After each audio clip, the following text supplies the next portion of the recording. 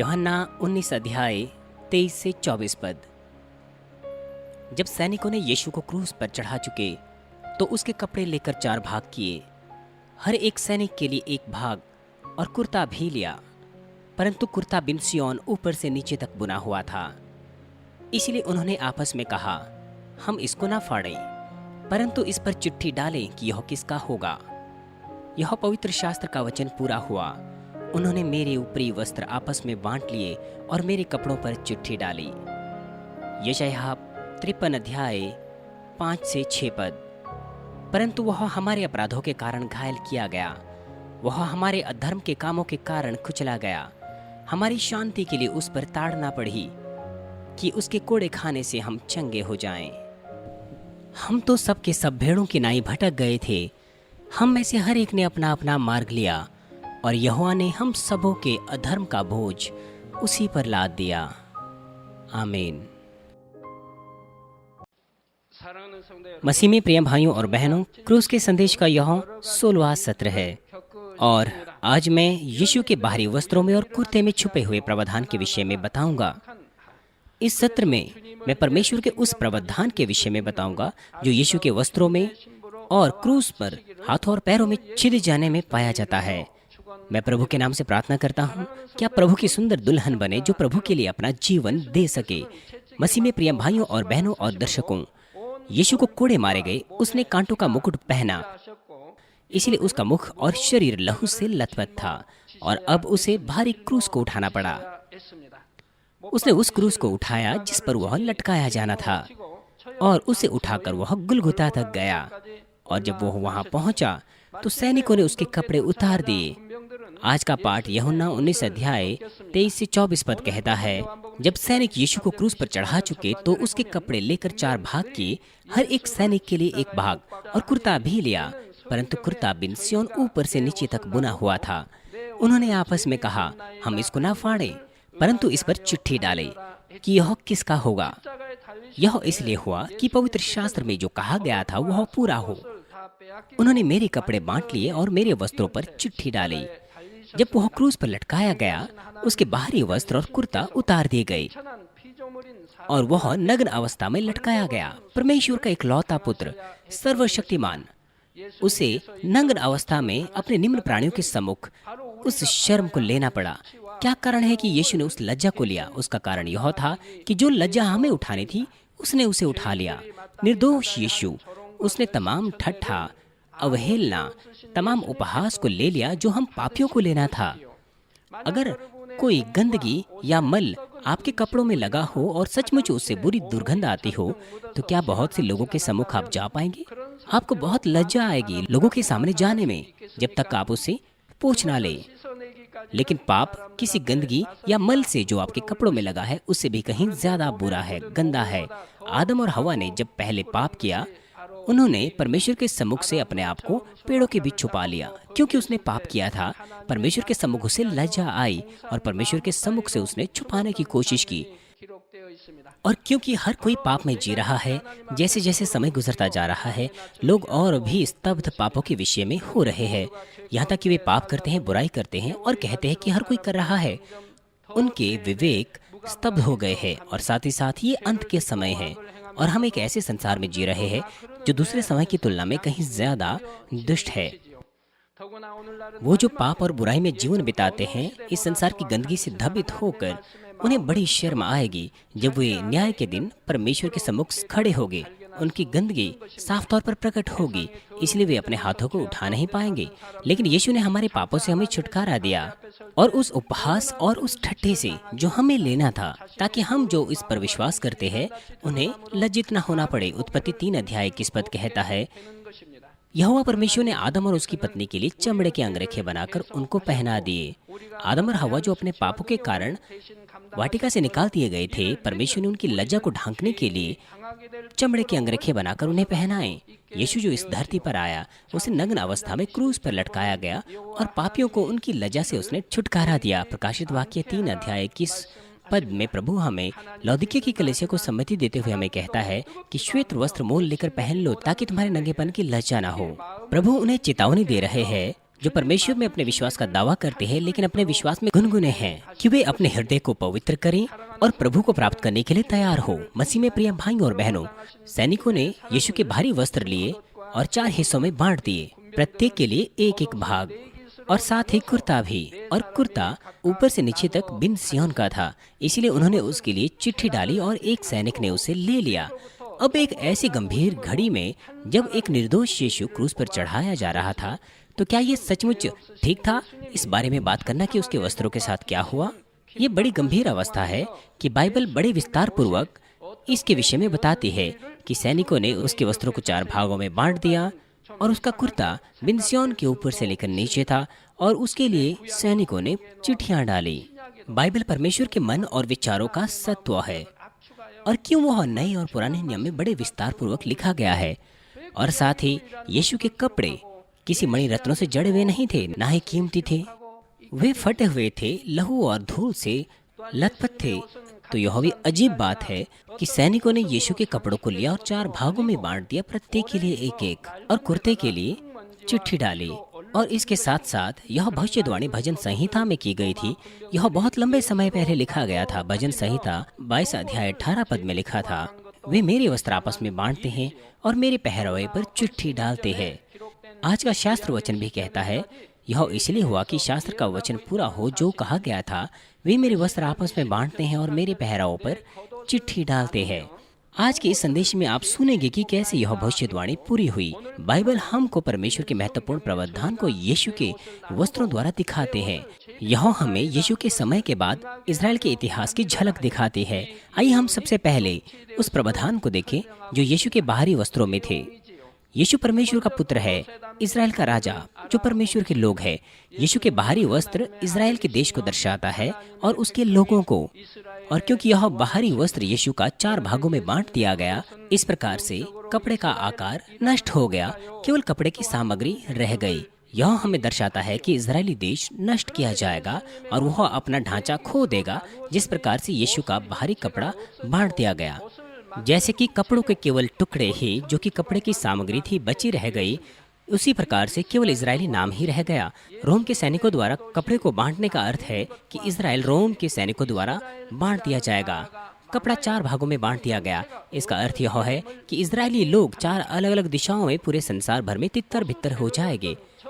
यहूदी पूरे रशिया में और उसके पड़ोसी देशों में, और उत्तरी अमेरिका, लैटिन अमेरिका, अफ्रीका और यूरोप में पाए जाते हैं। लेकिन वो कोरिया में नहीं आए। कोरिया भी एक ही जाति का देश है। यहूदी कोरिया नहीं आए, इसमें भी परमेश्वर का प्रावधान है। और उसके बाद का इतिहास निश्चित तौर पर उसी प्रकार से पूरा हुआ। लूका 19 अध्याय 43 से 44 पद में यीशु ने भविष्यवाणी की यरूशलेम के शहर के बारे में, क्योंकि वे दिन तुझ पर आएंगे कि तेरे बैरी मोर्चा बांधकर तुझे घेर लेंगे और चारों ओर से तुझे दबाएंगे, और तुझे और तेरे बालकों को जो तुझ में हैं मिट्टी में मिलाएंगे, और तुझ में पत्थर पर पत्थर भी ना छोड़ेंगे, क्योंकि तूने वह अवसर जब तुझ पर कृपा दृष्टि की गई ना पहचाना। जैसे कि यीशु ने भविष्यवाणी की थी, उसी प्रकार से यरूशलेम को रोम के सैनिकों द्वारा टाइटस की अगुवाई में 70 एडी में चारों ओर से घेर दिया गया और उस पर चढ़ावा किया गया। इजरायली के लोग रोम के विरोध में संघर्ष करते रहे और अंत में वह शहर जीत लिया गया और पूरा शहर नाश कर दिया गया। जैसे कि यीशु ने कहा था कि वो एक पत्थर पर पत्थर भी ना छोड़ेंगे। रोम के सैनिकों ने यहाँ तक कि मंदिर के पत्थरों को भी नाश कर दिया।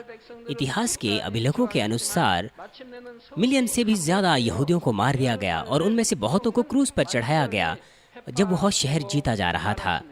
वो जो जीवित रहे वो भी 4 अलग अलग दिशाओं में तितर बितर हो गए और उसके बाद अन्य जातियों के द्वारा यहूदियों को अलग अलग संसार के क्षेत्रों में सत्ताओं में रहना पड़ा। और पीड़ाओं के ये 2000 सालों में जो सबसे ज्यादा दुखांत और अंत की घटना थी वो दूसरे विश्व युद्ध में नाचीज के द्वारा हुई। बहुत ही छोटे समय की अवधि में 6 मिलियन से भी ज्यादा यहूदी लोग मारे गए सिर्फ इसीलिए क्योंकि वो यहूदी थे, और इससे भी बढ़कर उन्हें नंगा मारा गया। हाल ही में संयुक्त राष्ट्र ने इराक पर हमला किया, पूरा का पूरा देश नाश किया गया, लेकिन मरने वालों की संख्या कुछ हजारों में ही थी आज तक। लेकिन यहूदियों के मामले में उनकी जनसंख्या ज्यादा नहीं है। अगर हम शुरू करें, उसके बावजूद भी 60 लाख यहूदी मारे गए। हम देखते हैं कि बहुत से लोगों को वध किया गया परमेश्वर पर विश्वास करने से पहले मैंने सोचा कि ये बड़ी अजीब बात है जब मैंने यहूदियों के वध के बारे में सुना। आमतौर पर जब हम किसी अपराधी को दंड देते हैं तो हम उसे साफ कपड़े पहनाते हैं, लेकिन बहुत से यहूदी हुए नंगे थे जब उन्हें मारा गया। इसलिए मैंने सोचा कि ये बड़ी अजीब बात है। लेकिन जब परमेश्वर पर मैंने विश्वास किया, उसके बाद जब मैंने क्रूस के प्रावधान के बारे में समझा तो मुझे इसका कारण समझ में आया। यहूदियों की इस प्रकार की मृत्यु भी एक श्राप था जो यीशु को मारने के बाद उन पर आ पड़ा, जो कि उनके पास उनका राजा बनकर आया था।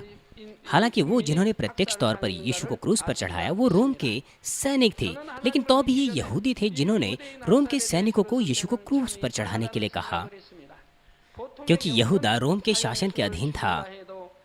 इसीलिए अवश्य ही रोम के शासक के द्वारा भेजे हुए राज्यपाल की यीशु को मारने की अनुमति होनी चाहिए थी। पिलातुस जो यहूदा का राज्यपाल था वो जानता था कि यीशु निर्दोष है, इसलिए वह उसे मृत्यु का दंड नहीं देना चाहता था। लेकिन क्योंकि यहूदी लगातार मृत्यु दंड मांग रहे थे, इसीलिए पिलातुस ने कहा कि मैं इस मनुष्य के लहू से अर्थात यीशु के लहू से निर्दोष हूँ। उसने कहा कि यह तुम्हारी जिम्मेदारी है। अगर उसने यह कहा कि मैं निर्दोष हूँ तो क्या वो सचमुच निर्दोष था? वो व्यक्ति था जिसके पास मृत्यु का दंड देने का अधिकार था, और ये जानते हुए भी कि यीशु निर्दोष है तो अभी उसने यीशु को मृत्यु का दंड दिया, उस दबाव के कारण जो लोगों का उस पर था। इसीलिए सबसे पहली जिम्मेदारी यहूदी पर है। और पिलातुस ने कहा कि मैं निर्दोष हूँ, ये तुम्हारी जिम्मेदारी है। इसलिए हम देख सकते हैं कि यीशु की मृत्यु कितनी दयनीय थी। यदि आप स्विट्जरलैंड जाए तो आप देख सकते हैं वो यहूदियों को कह रहा था कि किसी निर्दोष व्यक्ति को मारने का वो दाम चुकाएं। हालांकि वो व्यक्ति था जिसने मृत्यु का दंड दिया। इसके विषय में मत्ती 27 अध्याय 25 पद कहता है कि उसका लहू हम पर और हमारी संतानों पर हो, जैसा उन्होंने कहा था हम पर। इसलिए उनकी पीढ़ी में एक बड़ा रक्तपात हुआ। यरूशलेम को रोम के सैनिक टाइटस के द्वारा जीत लिया गया। लाखों से भी ज्यादा लोग मारे गए, और जैसा उन्होंने कहा था हमारी संतानों पर, उनकी पीढ़ी में भी बड़ा रक्तपात हुआ। नीति वचन 18 अध्याय 21 पद कहता है, जीव के वश में मृत्यु और जीवन दोनों होते हैं, और जो उसे काम में लाना जानता है वह उसका फल खाएगा। जीव के पास जीवन और मृत्यु की शक्ति है। स्वस्थ और रोग आपकी जीभ पर निर्भर करते हैं। कोरियन की एक महान कहावत है कि करोड़ों डॉलरों का कर्ज आप एक अच्छे शब्द से चुका सकते हैं। अपनी जीभ की शक्ति से आप ऊंचा उठ सकते हैं या गिर सकते हैं। आप आशीषित हो सकते हैं अथवा शापित हो सकते हैं, या चंगाई पा सकते हैं, या फिर बहुत सारी समस्याएं उठ खड़ी हो सकती है। अभी भी कुछ ऐसे सदस्य हैं जब वो मेरी प्रार्थनाओं को ग्रहण करने आते हैं तो वो इस तरह से कहते हैं, सीनियर पास्टर ये दर्द मुझे मार रहा है। यदि आपको दर्द है तो आप ये कहिए कि आपको दर्द है। क्यों आपको ये कहना होता है कि यह मुझे मार रहा है? आप सिर्फ ये कह सकते हैं कि मुझे शरीर के इस या उस अंग पर दर्द है। आप क्यों कहते हैं कि मैं मर रहा हूँ या ये मुझे मार रहा है? इसके कारण आप और भी ज्यादा महानता से दर्द महसूस करते हैं।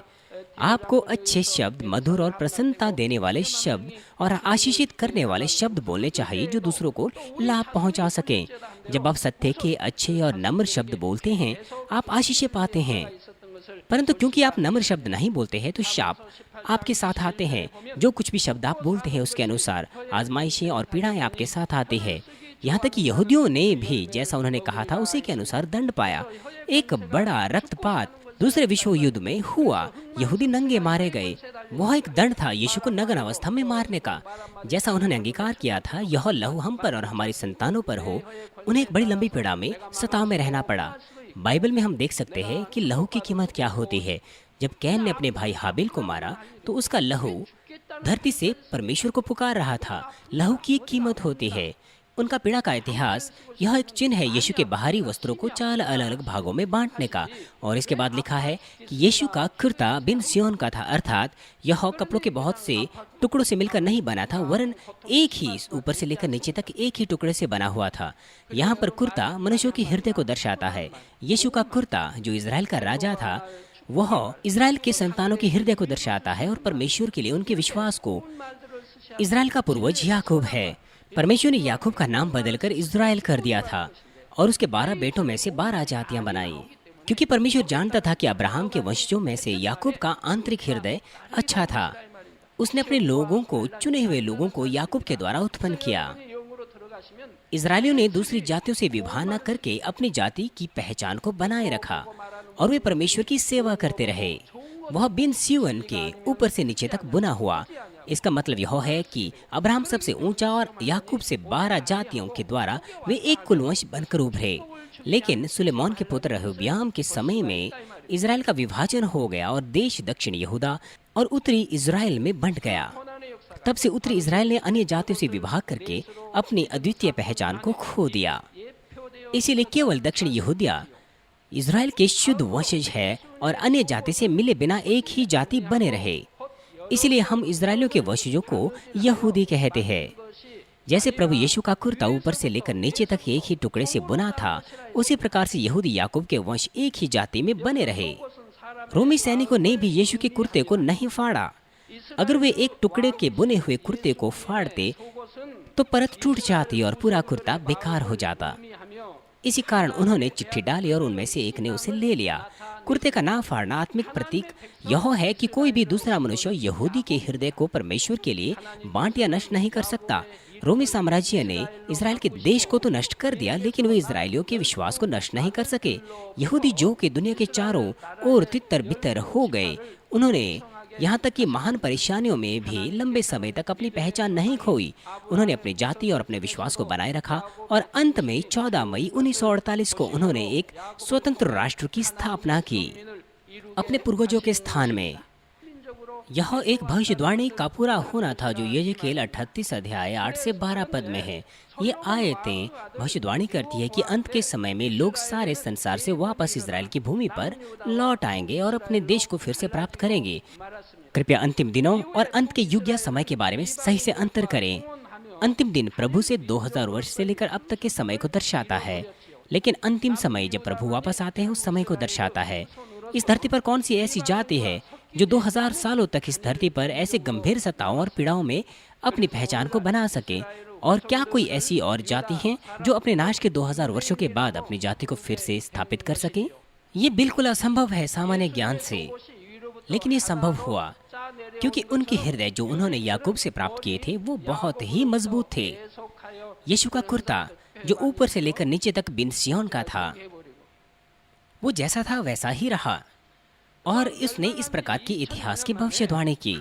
मसीह में प्रिय भाइयों और बहनों, यीशु नंगा था और उसके हाथों और पैरों पर क्रूस पर उसे छेद आ गया। आमतौर पर किसी अपराधी को दंड देने के तरीके वो तुलनात्मक तौर पर कम समय में पूरे किए जाते हैं बिना किसी ज्यादा शारीरिक दर्द के। हालांकि दंडित अपराधी को मानसिक पीड़ा हो सकती है, लेकिन क्रूस एक दंड की ऐसी सजा होती है जिसका दर्द लंबा होता है। यह एक कठोर प्राण दंड है जो केवल हत्यारे या विश्वासघाती के लिए होता है।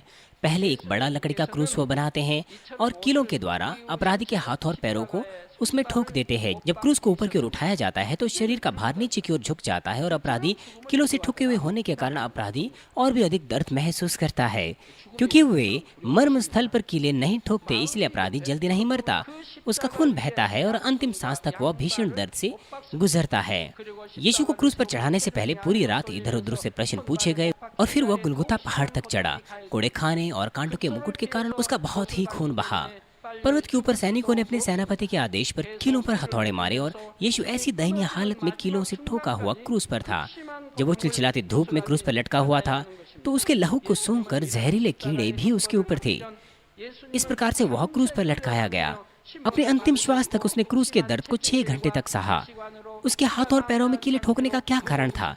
वह हमारे हाथों और पैरों के द्वारा किए हुए पापों को छुटकारा देने के लिए था। मरकुस 9 अध्याय 43 से 45 पद कहता है, यदि तेरा हाथ तुझे ठोकर खिलाए तो उसे काट कर फेंक दे। तेरे लिए यह भला है कि तू अंगहीन होकर जीवन में प्रवेश करे, इसकी अपेक्षा कि 2 हाथ रहते हुए तू नर्क में प्रवेश करे, जहाँ उनका कीड़ा नहीं मरता ना आग बुझती है।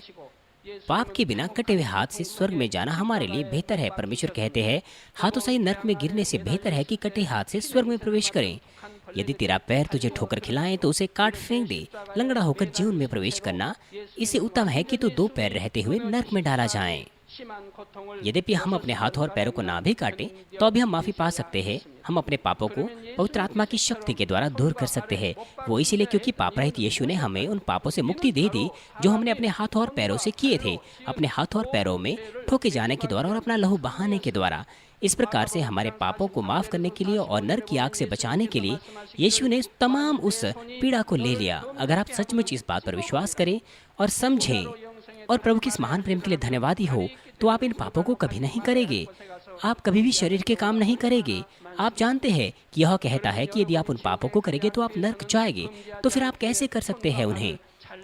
यह कहता है कि शरीर के काम तो प्रत्यक्ष है, लेकिन इसका मतलब यह नहीं कि जो पहले और दूसरे विश्वास के स्तर पर है, यदि वो शरीर के काम करे तो वो नर्क जाएंगे। वो अभी अच्छे से नहीं जानते, उनके पास बच्चों का विश्वास है, उनके पास बड़ा विश्वास नहीं है, इसलिए वे उन पापों को करते हैं। लेकिन परमेश्वर का वचन सुनने के द्वारा वो पहले से दूसरे स्तर में जाते हैं। उन स्तरों में यदि वे शरीर के काम करें तो उन्हें माफी मिल जाएगी, यदि वे सच्चा पश्चाताप करें। लेकिन वो जो तीसरे स्तर पर है वो माफी नहीं पा सकते, क्योंकि तीसरे स्तर में वो कोई शरीर के काम नहीं करते, इसलिए वे तीसरे स्तर पर है। अब वो दूध नहीं पीते, वरन कठोर भोजन विश्वास में खाते हैं। यदि वे इतना बड़े हो चुके हैं और वापस दूध पीने चले जाए, तो वह मनुष्यों की कीमत को और परमेश्वर की संतान की कीमत को खो बैठते हैं। उन्होंने विश्वास को त्याग दिया है। इब्रानियों 6 अध्याय और 10 में हम देख सकते हैं। यह उन्हें दर्शाता है जो तीसरे विश्वास के स्तर या उसे ऊंचे स्तर पर है। उनके पास विश्वास है, उनके पास पवित्र आत्मा का अनुभव है, उन्होंने परमेश्वर की सामर्थ्य का स्वाद लिया है। वो वचन जानते हैं। यदि वे बार बार जानबूझकर इन पापों को करते हैं, फिर से यीशु को क्रूस पर चढ़ाते हैं, परमेश्वर उन्हें पश्चाताप का आत्मा नहीं देता। वो जो सचमुच विश्वास करते हैं कि यीशु ने अपने हाथ और पैरों में छेद जाने के द्वारा दर्द को सहा है, वो फिर से पाप नहीं कर सकते। और साथ ही यदि आप अपने हृदय की गहराई से पश्चाताप करें, मन फिराए, आप वही पाप फिर से बार बार नहीं कर सकते। वो जो उसी प्रकार से बिना पापों को दूर किए हुए जीते हैं, तो उनके पास ना तो विश्वास है, ना परमेश्वर से प्रेम रखते हैं। इसलिए वे पाप से प्रेम रखते हैं, संसार में पड़ते हैं, संसार से प्रेम रखते हैं। इसलिए बाइबल हमें साफ तौर पर कहती है कि इनमें पिता का प्रेम नहीं है और वे उद्धार नहीं पा सकते। हालांकि अगर आप बदलने की कोशिश करें तो कभी कभार आप पाप कर सकते हैं जब आपका विश्वास कमजोर होता है। तो फिर अगर आप पश्चाताप करें अपने हृदय की गहराई से और उस पाप को दूर करने की कोशिश करें, तो परमेश्वर आपको माफ करता है। आइए इस संदेश का निष्कर्ष मैं आपको दूंगा। मसीह में प्रिय भाई और बहनों, अपनी मृत्यु के दौरान यीशु ने मृत्यु की पीड़ा के विषय में नहीं सोचा। वह केवल प्रार्थना करते रहे कि एक और आत्मा मृत्यु की उस पीड़ा से बच सके, और उनके पापों की क्षमा उसने मांगी, जिसने उसे ठट्ठों में उड़ाया और क्रूस पर चढ़ाया। हमारा प्रभु और उसके फिर से आने का समय नजदीक है। मत्ती 24 अध्याय 32 से 34 पद कहता है, अंजीर के वृक्ष से यह दृष्टांत सीखो, जब उसकी डाली कोमल हो जाती है और उसमें पत्तियां निकलने लगती हैं, तो तुम जान लेते हो कि ग्रीष्म ऋतु निकट है। कोरिया में पतझड़ ऋतु में पत्तियां गिर जाती है और पेड़ मरे हुए दिखाई देते हैं। कुछ पेड़ों को छोड़कर सर्दी की ऋतु में भी वे मरे हुए दिखाई देते हैं। घास के मैदान की हरियाली भी समाप्त हो जाती है, लेकिन बसंत ऋतु में नए अंकुरण होते हैं, मैदान भी हरे भरे हो जाते हैं। ये सब देखकर हम जानते हैं कि ये बसंत ऋतु है।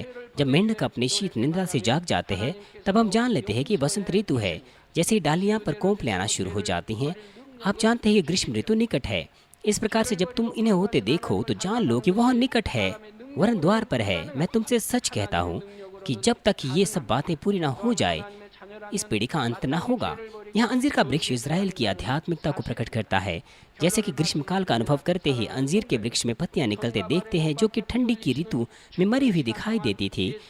यीशु ने कहा था कि जब नष्ट किया हुआ इज़राइल फिर से स्थापित किया जाएगा, तब प्रभु का दिन बहुत निकट होगा। यरूशलेम की विजय, यहूदियों का सताव, इज़राइल का विनाश और प्राप्ति, जैसा पवित्र शास्त्र में लिखा है, पूरा हो गया है। जो चीजें अब तक पूरी नहीं हुई है, वह वो है जो अब बाकी पूरी होने हैं। उनमें से एक है यीशु जो मरे और फिर से जी उठे, अपने लोगों को लेने फिर आएंगे। प्रकाशित वाक्य 16 अध्याय 15 पद कहता है, देखो मैं चोर के समान आता हूँ। धन्य है वह जो जागृत रहकर अपने वस्त्र की रक्षा करता है, कि नंगा ना फिरे और लोग उसकी नग्नता को ना देखें।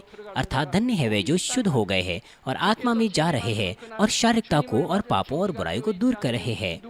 प्रभु के वापस आने के दिन पर जो कोई उसे ग्रहण करने के लिए तैयार नहीं है, स्वर्ग के राज्य में प्रवेश नहीं करेगा। मैं आशा करता हूं कि आप आत्मिक नींद में नहीं पड़ेंगे, आत्मा में शांत और सतर्क और प्रार्थना करते रहेंगे। कृपया पूरे शब्द को मानिए और पूर्ण दशमांश अर्पित कीजिए। मैं आपसे विनती करता हूं कि जितनी जल्दी हो सके प्रभु की दुल्हन की तैयारी समाप्त कीजिए। प्रभु के उस प्रेम को याद कीजिए जिसने घृणित क्रूस को हमारी लज्जा और पापों के उद्धार के लिए उठाया। मैं प्रभु के नाम से जो हमारा दुल्हा है प्रार्थना करता हूँ कि अंत के दिन जब तुरही फूंकी जाएगी, आप सब हवा में उठाए जाएं और विवाह भोज में सम्मिलित हो। आमीन।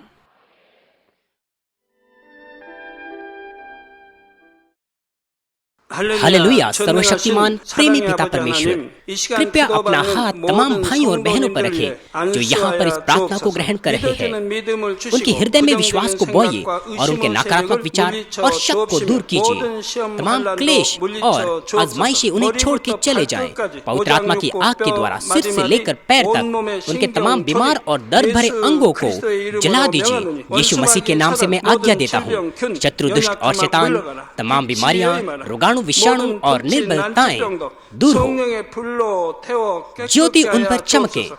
उनके तमाम असाध्य और अंतकारी रोग पवित्र आत्मा की आग के द्वारा झुलसा दीजिए। तमाम प्रकार की महामारियां, मलेरिया सहित जला दीजिए। तमाम संक्रामक रोग, जुकाम, बुखार उनसे दूर हो। पिता, उन्हें तमाम प्रकार के रोगाणुओं और विषाणुओं से सुरक्षा दीजिए। उन्हें तमाम प्रकार के कैंसर, पेट के कैंसर, फेफड़े के कैंसर, जिगर के कैंसर, छाती के कैंसर, गर्भ के कैंसर और आंतों के कैंसर से चंगा कीजिए। और तमाम दूसरी बीमारियां जैसे कि एड्स, ल्यूकेमिया, दिमागी रक्तघात, उच्च रक्तचाप, धीमा रक्तचाप, हृदय के रोग, फेफड़े के रोग, स्त्री रोग, थायराइड के रोग और तमाम सूजन और जलन दूर हो।